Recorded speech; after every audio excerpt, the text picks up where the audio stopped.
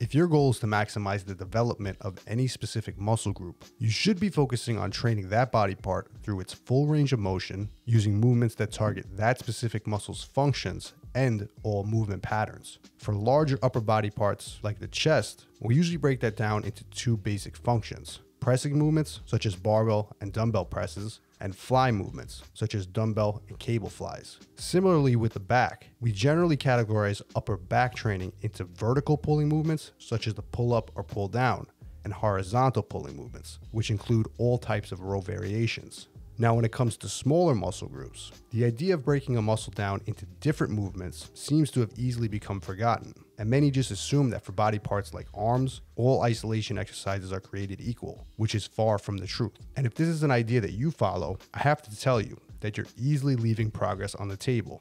And in today's video, we're going to cover the 3 different tricep isolation movement groups, and more importantly, how you can use these 3 to fully maximize the size of your triceps, as well as how to get the most out of your tricep training. Now, when we're talking specifically about the triceps, every tricep extension falls into one of these 3 groups. First, the overhead tricep extension, where the elbows are above the head. This allows for the deepest stretch of the triceps and is done on movements like overhead dumbbell extensions, French presses, and one-arm cable or dumbbell extensions.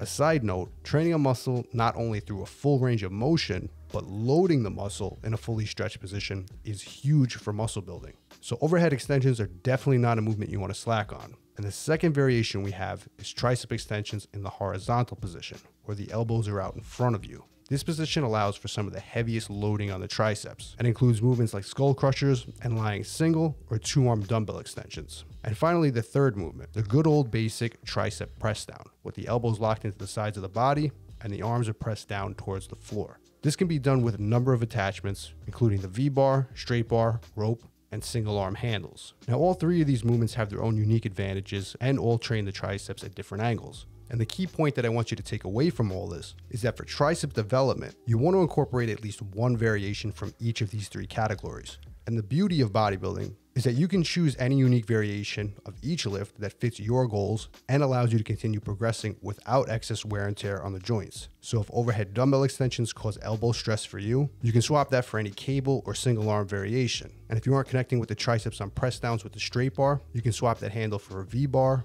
or rope attachment. As I always say, there are no must-do exercises in bodybuilding, but to fully develop a muscle, you want to choose exercises that train a muscle with movements that stretch that body part in a loaded position, allow for a full range of motion, and allow for heavy loading on the exercises. To take advantage of each one of these variables, multiple exercises must be used, as each have their own unique benefits, which is also why I never claim one exercise is superior to others in all aspects.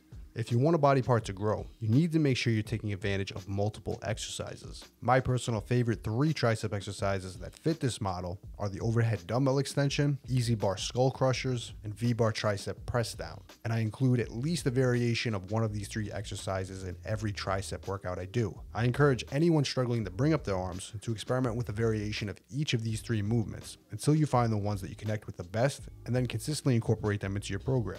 And if you're looking for a program to build muscle using proven old school bodybuilding training methods, check out my 5-day mass gain program in the description below. And as always, if you want to see more of the best original bodybuilding content just like this, make sure to hit subscribe.